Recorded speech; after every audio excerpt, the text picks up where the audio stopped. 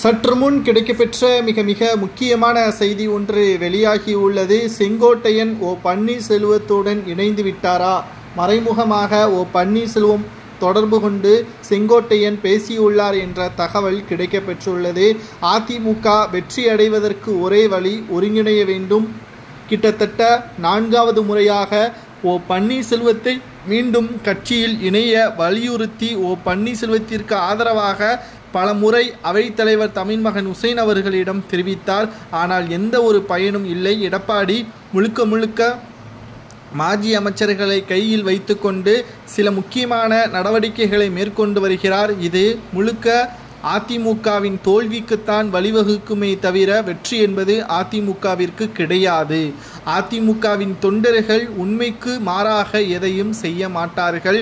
அதிமுக ஒருங்கிணையாத வரை வெற்றி வாய்ப்பு கிடையாது. நிச்சயம் செங்கோட்டையன் போட்டியிடக்கூடிய தொகுதியில் வெற்றியடைவது உறுதி. ஆனால் எடப்பாடியோ ஜெயக்குமாரோ RP உதயகுமாரோ போட்டியிடக்கூடிய தொகுதிக்கு நிச்சயமாக தோல்வி என்பது உறுதிதான் என்ற தகவல் தற்பொழுது நம்மால் பார்க்க முடிகிறது.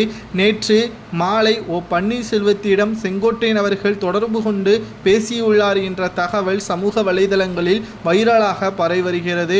அதில் இன்னும் 9 மாதத்தில் நிச்சயமாக அதிமுகவை ஒன்றிணை வைப்பதற்கு நாங்கள் முயற்சியை எடுக்கிறோம் என்று செங்கோட்டையன் அவர்கள் உறுதியளித்திருக்கிறார். நீங்கள் இல்லாமல் அதிமுக வெற்றியடைவது கடினம். அதாவது பன்னீர்செல்வத்தின் ஆதரவாளர்கள் களத்தில் இறங்கி வேலை செய்யவில்லை என்றால் கணிசமான தேர்தல் தோல்வி என்பது உறுதி செய்யப்படும். இது அதிமுகவின் வெற்றியை பாதிக்கப்படுவது மட்டுமல்ல, எதிர்க்கட்சி அந்தஸ்தையும் இழக்க நேரிடும். ஏனென்றால் 4 முனை போட்டி. பன்னீர்செல்வம் அவர்கள் அதிமுகவில் முதல்வராக செயல்பட்ட பொழுதும் செங்கோட்டையன் அவர்கள் எந்த ஒரு மனக்கசப்பும் இல்லாமத்தான் இருந்தார். கூவத்தூரில் நடைபெற்ற கூட்டத்தின் பொழுது கூட பன்னீர்செல்வத்தின் முதல்வர் பதவி செங்கோட்டையனுக்குத்தான் செல்ல வேண்டும். ஆனால் எடப்பாடி பழனிசாமி அவர்கள் கையில் சென்றதும் செங்கோட்டையன் கோபப்படவில்லை. அப்பொழுதும் அதிமுக ஒருங்கிணைய வேண்டும் என்பதுதான் அவரது ஆசை. ஆனால் இப்பொழுது வரை அதிமுக பிரிவில் இருப்பது செங்கோட்டையனுக்கு கோபத்தையும் அதிமுக ஆட்சி அமைக்காதோ என்ற ஒரு அதிருப்தியும் தான் பன்னீர்செல்வத்திடம் தொலைபேசியில் பேசியதாக தகவல்கள் வெளியாகியுள்ளது. பன்னீர்செல்வத்திடம் செங்கோட்டையன் பேசியது சரியா தவறா என்பதை கூறுங்கள்.